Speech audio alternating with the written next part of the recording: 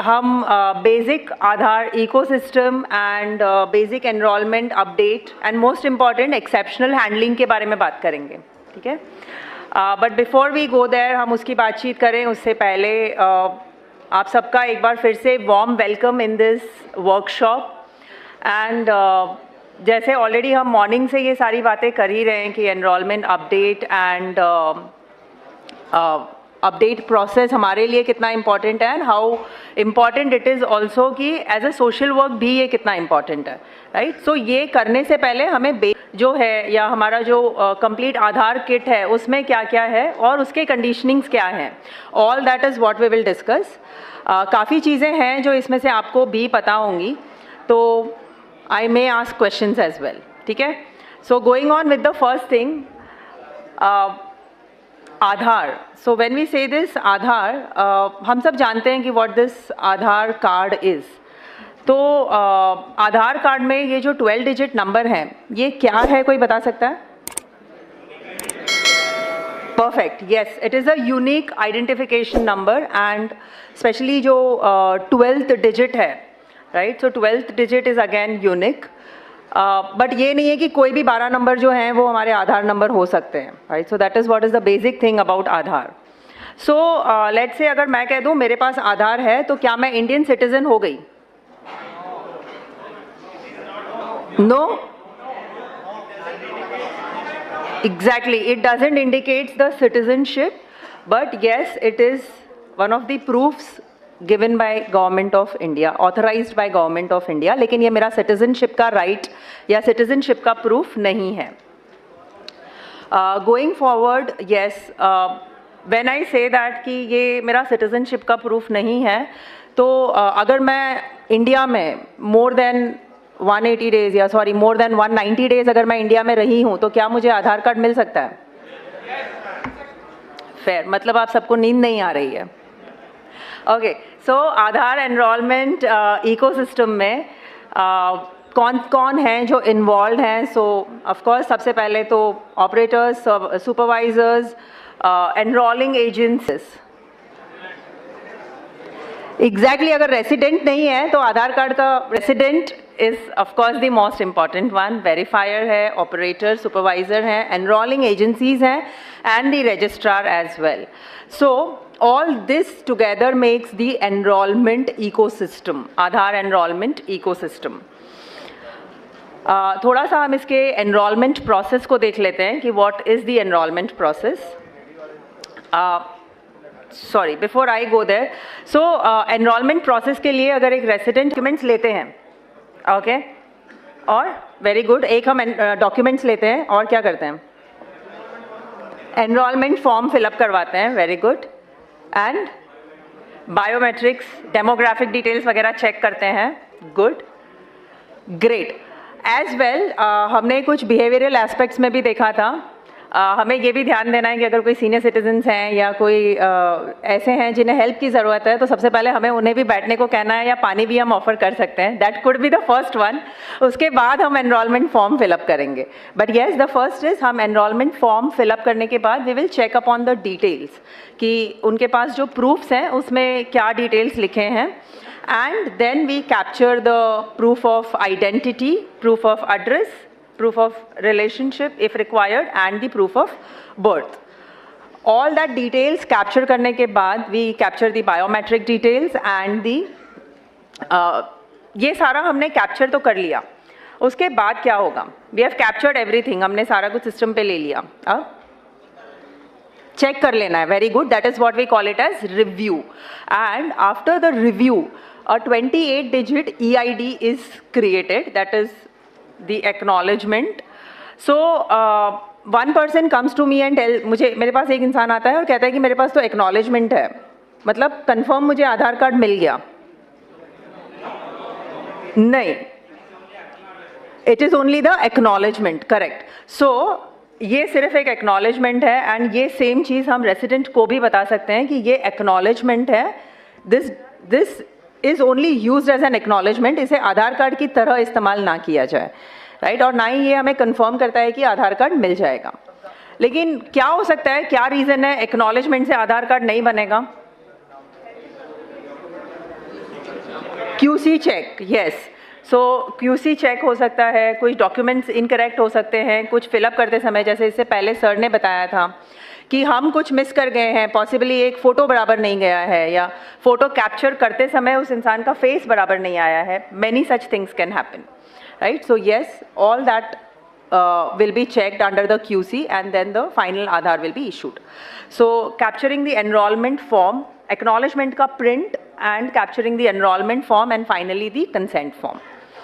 So that is the basic process. उस process को हम थोड़ा और आगे डिटेल में देखेंगे, but before that हमारी enrollment का जो center है उसका layout and उस kit में what all should be there. तो enrollment center पर enrollment kit में क्या क्या होना चाहिए? Laptop, yes, very important. GPS, yes. Biometric, iris. Printer. Extra monitor, yes. Camera, very good. Wheelchair, okay, good. Superb. लेकिन ऊपर से बिल्कुल आवाज़ नहीं आ रहा है. This shows that कि ऊपर तो ओके आ रही है great. Yes, the rate chart, very good, जो आज भी सर ने बताया था। So laptop, the second monitor for the live data verification by the resident, camera is required to capture the photo, the iris scanner, the fingerprint scanner, printer scanner and the GPS device. इतनी basic चीज़ें हैं जो enrolment kit में होनी चाहिए। And now that we are talking about the second monitor and the laptop, second monitor का setting कैसे होना चाहिए? सामने या okay, opposite direction, resident के सामने, okay. Very good. I think someone said that operator के right hand side में. Yes. So let us see that कि what all are the conditionings into it. First and foremost, additional monitor जो है should be placed at 90 degrees angle. So 90 degrees angle will be, yes, generally towards the right side. Enrollment का station should be 10/7 का proper lighting वाला, मतलब proper light आता हो ऐसे room होना चाहिए। Table is required, all that जो बेसिक स्टाफ्स हैं रिक्वायर्ड हैं ये सारा काम करने के लिए। Electricity supply is important, internet connection, so that synchronisation, GPS, all that can be done, and the sitting arrangement for the resident. जैसे हमने कहा, सर ने बताया व्हील चेयर वगैरह भी ज़रूरी है, अगर कोई ऐसे स्पेशली डिसेबल्ड या स्पेशली चैलेंज्ड कोई आते हैं तो उनके लिए भी सुविधा हो सकती है। एनरोलमेंट किट में computer which can be either laptop or desktop, camera, all that we discussed before that. Photo के लिए the conditioning, as we say, background screen white होना चाहिए and GPS. Manpower requirement में we require operator, supervisor and the verifier. Now while we capture this attributes, हम जब ये capture करते हैं enrollment के समय, फ़ोटो हमें कैप्चर करना है एंड डेमोग्राफिक डिटेल्स हमें कैप्चर करनी है। डेमोग्राफिक्स के लिए हम डेफिनेटली प्रूफ चेक करते ही हैं, fingerprints and iris, mobile number and email ID. So जब मैं मेरा आधार कार्ड करवाने गई थी तब वहाँ पर जो भी कोई बैठे थे तो मैंने कहा कि ईमेल आईडी, तो बोले मैडम कुछ भी डाल दो, which I still remember. And मैंने कहा कुछ भी, तो मैंने कहा मुझे मतलब I know my email ID, but then उस समय मैं इतना हम यूज़ नहीं करते थे, राइट? सो मैंने कहा नहीं कुछ भी नहीं, मैंने जनरेट ही नहीं करा है तो लीव इट, उसको ब्लैंक रख देते हैं। कहा नहीं मैडम डाल दो ना कुछ भी, जीमेल याहू जो मत पसंद आए डाल दीजिए, लिख दीजिए उधर। And I still remember that, right? Luckily फिर भी ठीक है, मैंने तो उस टाइम पे नहीं लिखा था, लेकिन अगर ऐसे कुछ भी डाल दिया तो क्या होगा? Exactly, there will be a misuse इसलिए बिकॉज वहाँ पर भी जब OTP या ऐसा कुछ जनरेट होता है, आधार OTP, ई साइनिंग की जो आज सर बात कर रहे थे, ई साइनिंग में email IDs also can be utilised and that will be misused. So this is one such incident जो मुझे आज भी याद है। एंड जाने अनजाने भी आज मैं फिर ये 500 लोगों को बोल रही हूँ, विच मीन्स और 500 लोगों तक ये भी माउथ पब्लिसिटी हो जाती है कि कोई कहीं बैठा ये गलत गलत नहीं कह सकते लेकिन एक नेग्लिजेंसी था, right. So mobile numbers and email ID, यहाँ पर भले ही हम बता रहे हैं कि ये ऑप्शनल है, लेकिन प्लीज़ एंश्योर कि ये हो तो सही लिखें, लेकिन सिर्फ लिखने के लिए नहीं लिख दें कि ठीक है नाम है कीर्ति तो कीर्ति डॉट मदलानी करके कुछ भी डाल दिया, याहू या ऑर्कुट या जीमेल या whatever, right. So after that ये email IDs, mobile number and demographic details capture करने के बाद we check for the uniqueness, right. So यहाँ पर ये खास चेक किया जाता है कि ये फिर से मतलब पहले से ऑलरेडी ये सिस्टम में है या नहीं है, right. So that is why we check that. Then coming on to new enrollment and update. So new enrollment के लिए एक इंसान कितनी बार आएगा हमारे पास? एक ही बार आएगा. There is no possibility कि new enrollment के लिए मैं बार बार आऊँ. मेरा जन्म एक ही बार हुआ है, right? So obviously it is once. But update के लिए there are things where people might, जहाँ पर लोग एक से ज़्यादा बार आएंगे. So कहाँ पर हम एनरोलमेंट कर सकते हैं? ऑफकोर्स हमारे UIDAI के ऑथराइज्ड परमानेंट एनरोलमेंट सेंटर्स पर हो सकता है ये. ऑफलाइन एनरोलमेंट भी पॉसिबल है. आज भी काफ़ी लोगों ने कहा था कि ऑफलाइन भी कर रहे हैं. एनरोलमेंट के लिए, न्यू एनरोलमेंट के लिए हम जब भी आते हैं तो पर्सनली वहाँ पर होना is also important. And when we talk about update में लिमिट्स हैं. थोड़ा सा हम ऊपर की आवाज़ सुनना चाहेंगे कि लिमिट बेस्ड अपडेट जो है तो नाम कितनी बार चेंज हो सकता है? Very good. अब ऊपर जो बैठे थे उन्होंने सोचा कि मैडम तक आवाज़ नहीं पहुंच रही है, बेटर इशारे में ही बात कर लें. Great. Date of birth, yes, I can not change. मैं बार बार चेंज नहीं कर सकती हूँ date of birth. However at the same time ये भी ध्यान रखना है कि जब हम उनका डेट ऑफ बर्थ फिलअप कर रहे हो तो करेक्ट हो, ताकि अगेन ईज ऑफ लिविंग हो सके, राइट. जेंडर एक बार, it is only once. So multiple times address, mobile and email updates are permitted, लेकिन डॉक्यूमेंट्स का proof is required and biometric capture होगा, राइट. फिजिकल अपीयरेंस अगेन यहाँ पर enrolment update के लिए भी इम्पॉर्टेंट है.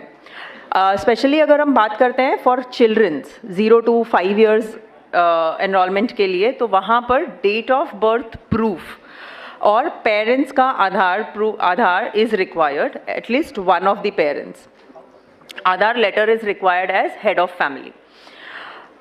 So going forward, when we talk about this enrollment, new enrollment update, new enrollment and update, so we have two things. Operator client में we have ECMP and CELC. ECMP है enrollment client multi platform, जहाँ पर new enrollment या update के लिए हम उसे इस्तेमाल करते हैं. Especially demographic, biometric updates and even offline भी ECMP काफ़ी इस्तेमाल हो रहा है. CELC, name itself says it is for child enrollment. Again, it is a software जहाँ पे हम enrollment कर सकते हैं. Mobile and email also can be updated. It is a single finger device. Now, online services पर भी हम ये काफ़ी चीज़ें हैं जो कर सकते हैं. That is nothing but My Aadhaar portal. So अगर मैं सेंटर पर जाकर नहीं करना चाहती हूँ, I can do it online as well. But minor name में some minor changes हैं, date of birth है या gender address. ये updates can be done. So as we say, enrollments and update, तो enrollment किस type है? Identity, address proof, and if I am giving a address proof of someone else, then I will require a relationship proof that will be HOF based, head of family based, या फिर introducer based, या फिर child enrollment होगा. अगर child enrollment है तो that will be also one separate category. And update type will be demographic updates या फिर biometric updates. Yeah. So by the time आप feedback forms fill up कर रहे हैं, we will continue with this as well. इसे भी हम continuation में ही रखेंगे. So enrollment update process में हमने जैसे पहले ही कहा था कि first we will fill up the form, then the resident, अगर resident को कोई difficulty है तो क्या हम फॉर्म फिलअप कर सकते हैं? Yes, no?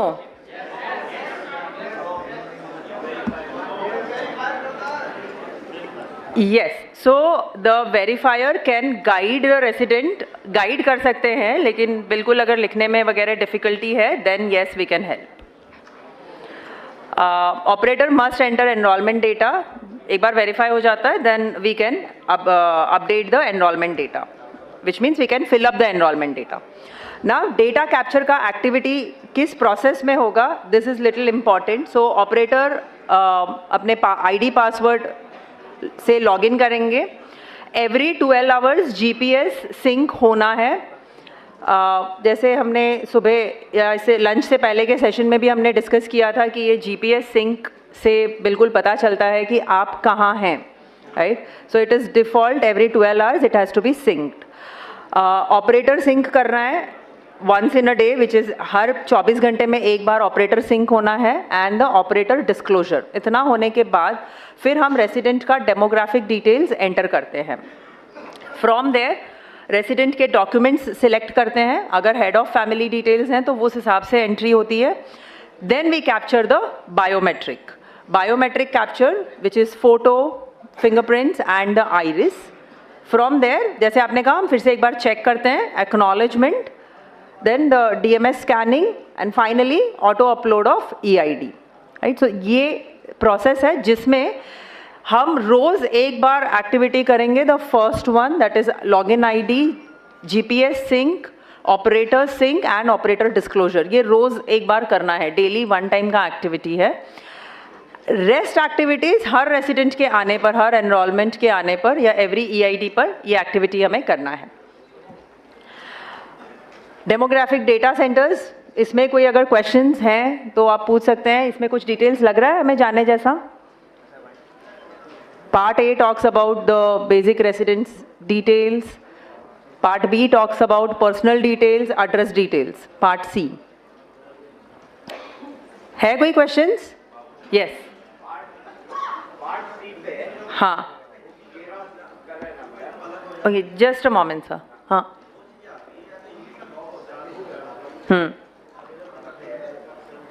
अपडेट कर लिए डालते हैं तो उसमें लिखा हुआ आता है कि आपका इंग्लिश में ही अपडेट होगा पूरा का पूरा. तो उस वजह से कई बार वो रिजेक्ट भी हो जाता है ट्रांसलेशन सिस्टम की वजह से. हाँ, और कई बार इंग्लिश की जगह हिंदी में कन्वर्ट जो होता है वो बहुत सारा अलग ही पूरा लैंग्वेज होती है, जिसको हमें फिर अलग सॉफ्टवेयर के थ्रू करना पड़ता है. उसका मैम कैसे? ठीक है. सो दिस, ये जो क्वेश्चन है related to this part C, आप जो ट्रांसलिट्रेशन का कह रहे हैं इंग्लिश टू हिंदी का, that we will take up when we do the Q&A session. तब तक के लिए please park it. I was saying it question in the terms कि यहाँ पर कोई ऐसी चीज़ जिसको हमें डिटेल में जाना है. Sorry. Yes, we will take it in Q&A. Yes. So what you said right. Part A हम यहाँ पर जैसे आप देख रहे हैं लैंग्वेज का, we have one more. Sign up करते समय we talk about all the details, the name of the resident, date of birth, age and so on, gender. Part C में हम बात करते हैं कॉन्टैक्ट डिटेल्स की, that is address as per the proof of address that is given, pin code again as per the proof, exact post office and confirm. Local language के लिए जो आप बता रहे थे ट्रांसलिट्रेशन एरर्स, सो आइदर हम Google use कर सकते हैं, लेकिन जब हम गूगल यूज़ कर रहे हैं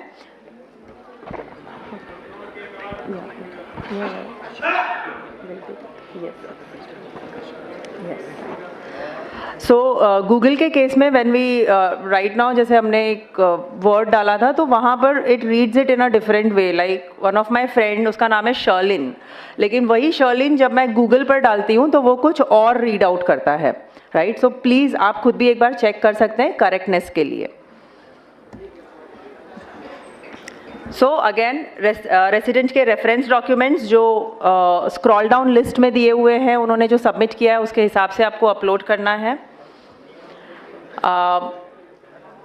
क्या डेट ऑफ बर्थ के लिए उन्होंने क्या प्रूफ दिया है, एड्रेस के लिए क्या दिया है, आइडेंटिटी प्रूफ क्या सबमिट करा है. Further when we talk about biometric data capture के लिए करेक्ट पॉस्चर में बैठना है. एंश्योर दैट कि चेहरे पर ज़्यादा स्माइल या वन साइडेड फ़ोटो या सेल्फी टाइप का फ़ोटो या कैप के साथ का फ़ोटो ना हो. ये कुछ चीज़ें हैं जो हमें ध्यान रखनी है. चश्मे पहन के मैं फ़ोटो निकलवा सकती हूँ. ओके, इट इज़ अलाउड अगर प्लेन ग्लासेस हैं तो ठीक है, लेकिन अगर मैं गॉगल्स पहन कर निकालना चाहती हूँ, सन ग्लासेस पहनकर फोटो क्लिक करवाते हैं, that will B into a rejected part. Operator shall capture the fingerprints as said, left 4, right 4 and then the 2 thumbs. हाँ, इन केस अगर लोअर बायोमेट्रिक क्वालिटी है, जैसे हम बात कर रहे थे मॉर्निंग में कि अगर क्वालिटी इज लो, तो उस समय we can do a force capture, right. So maximum limit जो हमारे सिस्टम की है इज 4 times. सो 4 times के केस में we can capture it in that way, अगर पहली बार हमें लग रहा है कि the quality is not good. Same will happen for the iris data capture के लिए भी सेम ही चीज़ होगा. In case of low iris quality we can go for, हम फोर्स कैप्चर के लिए परफॉर्म कर सकते हैं, या फोर्स कैप्चर हम ले सकते हैं, लेकिन मिक्स आइरिस कैप्चर नहीं करना है, विच मीन्स किसी और का आइरिस कैप्चर करके अपलोड कर दिया, वो नहीं करना है. रिव्यू एंड कंफर्मेशन, एक बार हमने जो भी कुछ अपलोड कर दिया है, just review it. Once the review is done, आपको वहाँ पर कलर्स के हिसाब से दिखाई देगा. Red colour which will indicate कि कहीं पर एरर है, ग्रीन विल इम्प्लाई दैट कि सब कुछ बराबर से कैप्चर हो गया है, and the orange will say that कि हम जिस स्क्रीन पर हैं वो स्क्रीन अभी तक कंप्लीट नहीं हुआ है, rest all is completed, right. So please check up on the colour, and once it is all green then we can go ahead with the review. So review screen पर again हम ये सारी details एक बार resident को भी दिखा सकते हैं, रेसिडेंट चेक करके कंफर्म कर सकते हैं. Once resident is confirming it, then the biometric update will be generated. एक बार रेसिडेंट ने कंफर्म कर दिया, फिर हम वापस जा सकते हैं? No, we can not roll back.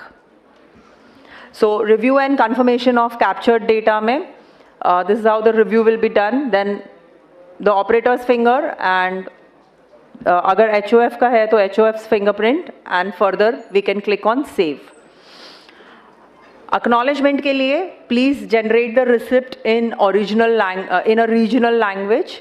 सो अगर वर्ल्ड में इंग्लिश में प्रिंट होगा, click the print button and finally the acknowledgement will be there. Consent for enrolment we can click there and the process, the basic process is done.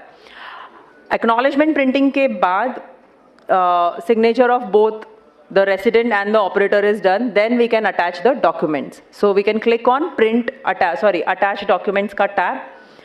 Documents attach करने के बाद, which means scanning the documents again, वहाँ पर हमें ध्यान देना है कि कहीं पे हम mistake ना करें. Then coming on the fees part, काफ़ी बार डिस्कस हो गया है, so I'll not go in detail. We know कितना फीस है, and this is inclusive of GST जो पहले ही डिस्कस हो गया है. Yes. Then the complete process flow कि कहाँ कहाँ पर सो ये पैकेट जब रेडी हो जाता है, the first step as we say the packet is completed which has all the details, demographic and biometric along with the documents. This goes this packet is auto uploaded from client application, reaches to Aadhaar processing, that is at the data center. वहाँ पर डीडुप्लिकेशन check होगा कि ये already details किसी और के नाम से तो नहीं है.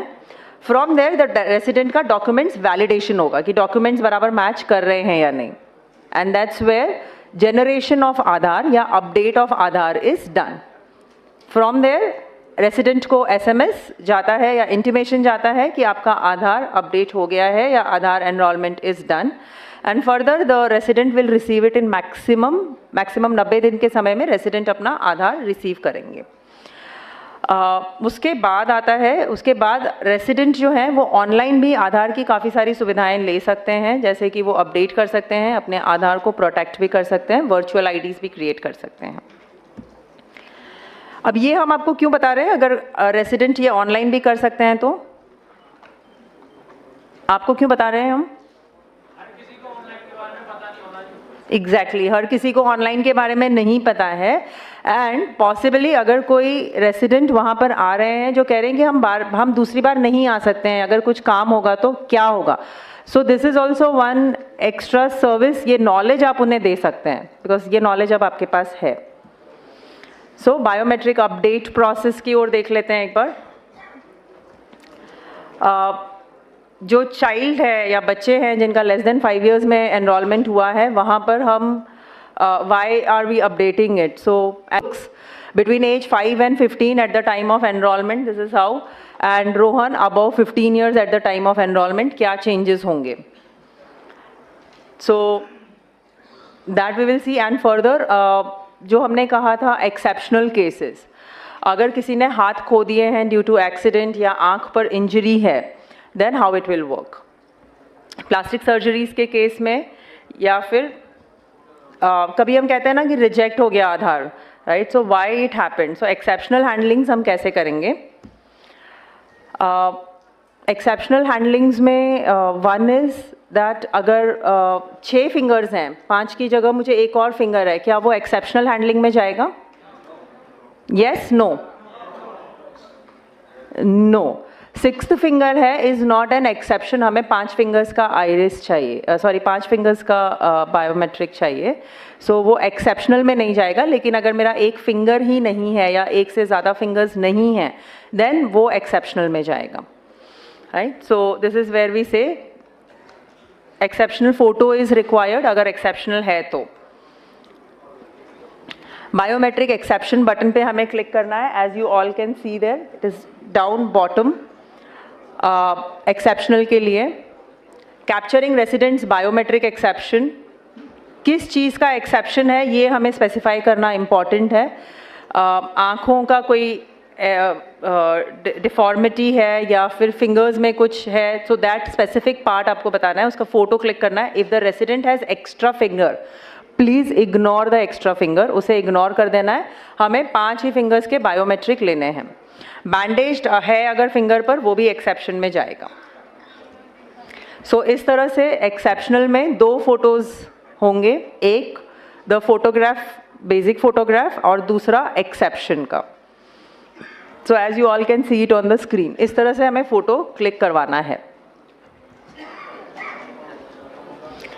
सो जैसे हम देख रहे हैं यहाँ पर, मे बी कोई एक फिंगर मिसिंग है या फिर आइरिस कैप्चर पॉसिबल नहीं है क्योंकि एक आंख पर बैंडेड है या फिर एक आंख नहीं है, या फिर स्क्विंट या डिसोरिएंटेड आंखें हैं, तो ऐसी सिचुएशंस में भी एक्सेप्शन होगा. एक्सेप्शन के गाइडलाइंस हैं कुछ. सबसे पहले तो please check the fingers and the fitness, specify the detail of it, click on the specific part and click on any part of the image once, ताकि हमें पता चले कि ये डेटा अवेलेबल नहीं है. and then capture the exception photograph. Further supervisor का verification होगा फॉर बायोमेट्रिक एक्सेप्शंस. ये सब कुछ एट वन गो करना है. सो अगर रेसिडेंट का एक has an extra finger, of course that has to be ignored. In such cases the का बायोमेट्रिक पे कोई प्रिंट नहीं आए, राइट. सो वो हमें उन्हें सपोर्ट करना है. और जब एक्सेप्शन का फ़ोटो लेते हैं तो पाम्स जो हैं वो कैमरा की तरफ फेस्ड हो, इस तरह से फ़ोटो लेना है ताकि क्लियरली दिखाई दे. रिजेक्शंस क्यों होते हैं स्पेशली एक्सेप्शंस के केस में? या तो एक्सेप्शन फ़ोटो गाइडलाइंस के हिसाब से नहीं है, एक्सेप्शन फ़ोटो किसी और का ले लिया है. आधार मेरा है, आधार कीर्ति का है, और एक्सेप्शन फ़ोटो प्रीति का ले लिया है, some other person. That will not match. Exception photo इंसान का ही नहीं है, किसी ऑब्जेक्ट का ले लिया है, या फ़ोटो का क्वालिटी ख़राब है, या फिर एक्सेप्शन फ़ोटो में कोई डिफॉर्मिटी दिखाई नहीं दे रहा. जैसे अभी हमने कुछ देर पहले कहा था कि जस्ट बिकॉज एक फिंगर का बायोमेट्रिक नहीं आ रहा है, हमने उसे एक्सेप्शन में डाल दिया. तो अगर आप एक्सेप्शन फ़ोटो देखेंगे तो ये बराबर है, फिंगर्स भी बराबर हैं, आंखें भी बराबर हैं. So this will go for rejection, right. So please take care of this कि ये नहीं हो. ये कुछ रिजेक्शन के रीजंस हैं. As you can see exception photo में कुछ भी नहीं है. So first is the Aadhaar photo and the second is the exception photo. लेकिन आप देखेंगे तो फोटोज उल्टे लिए हुए हैं. आधार वाले फोटो में हाथ ऐसे कर दिया है और मेन फोटो ठीक लिया है. एक्सेप्शन फोटो जो है वो आधार के फोटो की तरह लिया है. Exception photos again second row में हमें दिखाई दे रहा है द रॉन्ग बायोमेट्रिक एक्सेप्शंस. तो कुछ इस तरह से फोटोज लिए जाते हैं. पॉसिबली शायद वो भी पोस्ट लंच के बाद होते होंगे. Okay, so capturing residents biometric least qualities में, जहाँ पर क्वालिटीज़ कम है, सारे 4 अटेम्प्ट्स जो हैं वो हम ले सकते हैं। क्वालिटी ना भी ध्यान में रखें और हम कंटिन्यूसली 4 बार उनके बायोमेट्रिक्स या आइरिस ले लें, दैट विल वर्क। वो हमें डिलीट नहीं करना है, and to ensure that all the attempts are uploaded, और सेम रेसिडेंट के सारे अपलोड्स हों। सो एग्जाम्पल, अगर मेरा आइरिस पहली बार में बराबर नहीं आया, पुअर क्वालिटी का आया, तो हम फोर्स कैप्चर कर सकते हैं, और वो फोर्स कैप्चर जो 4 बार होगा वो हम चारों अपलोड करें, या एटलीस्ट एक आधा बराबर होगा उसमें, so irrespective of quality. So this is how the force capture will happen.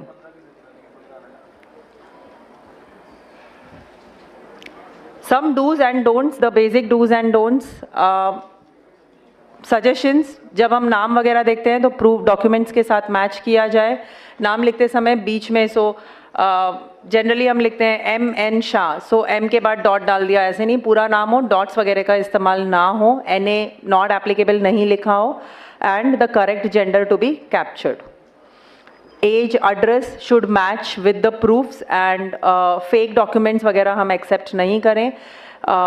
Special characters या unparliamentary language का इस्तेमाल ना, फोटो नहीं लिया जाए, किसी और इंसान के फ़ोटो की जगह किसी और चीज़ का ही फ़ोटो अपलोड हो गया है, जैसे हम सुबह कह रहे थे कि बस मोबाइल में हम कुछ और कर रहे थे, उसने अपना फ़ोटो क्लिक करा एंड हो गया, सो वो सब नहीं हो, उसका ध्यान रखा जाए। हेड वगैरह ऐसे टिल्ट नहीं हो जब वो फोटो कैप्चर हो रहा हो, it has to be straight हो। And the documents the operator should verify, एक बार अपलोड करने से पहले हमें वेरीफाई कर लेना है। क्या हम फोटो कॉपीज ले सकते हैं डॉक्यूमेंट्स के?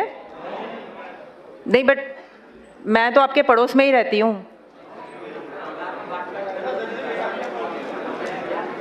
यस, हमें उनके ओरिजिनल कॉपीज वो हमें उन्हें रिटर्न कर देना है, राइट? डन। सो